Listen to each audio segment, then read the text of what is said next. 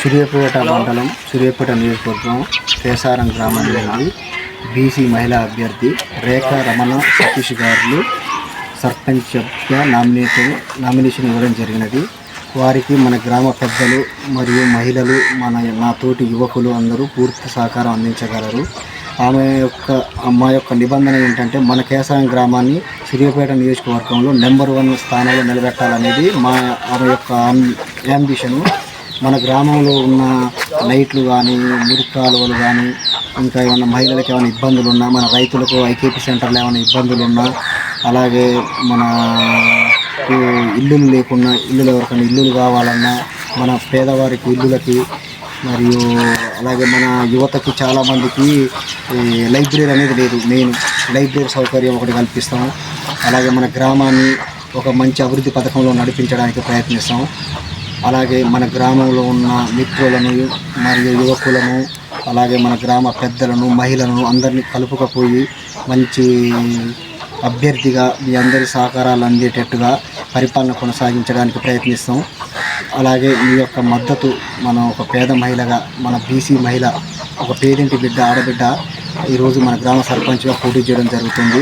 మన గ్రామ పెద్దలు యువకులు మరియు అన్నలు సోదరులు తమ్ముళ్ళు అక్కలు చెల్లెలు గ్రామ పెద్దలు ఈ యొక్క పూర్తి సహకారం మాకు అందించాలని మనస్ఫూర్తిగా కోరుకుంటున్నాం. అలాగే నేను కూడా మింతపోయిన సైదులు యాదవ్ గారిని మాది 3వ వార్డు నుండి బీసీ జనరల్ అభ్యర్థిగా నామినేట్ చేయడం జరిగింది. అలాగే 3వ వార్డులో ఉన్న సమస్యలను కూడా 100% ఎఫర్ట్ పెట్టి మా గ్రామంలోని 3వ వార్డుని నెంబర్ 1 వార్డుగా తీర్చిదిద్దడానికి నేను కూడా 100% ప్రయత్నిస్తానని చెప్తున్నాను మీడియా సమేతంగా. అలాగే మన గ్రామాన్ని మన సూర్యాపేట నియోజకవర్గంలో అన్ని మండలాలలో నెంబర్ 1 గ్రామంగా తీర్చిదిద్దడమన్నది మా యొక్క ముఖ్య ఉద్దేశంగా ఈరోజు మీడియా ముందు మన గ్రామ ప్రజలకు తెలియజేయడం జరుగుతున్నది. రేఖా రమణ సతీష్ గారు 100% కష్టపడి పనిచేసే వ్యక్తులు. వాళ్ళు 100% మన గ్రామంలో ఏ ఆడపిల్లకు కానీ ఎవరికైనా ఏమైనా ఇబ్బంది ఉందంటే సతీష్ గారు ముందుండి నడిచే వ్యక్తి.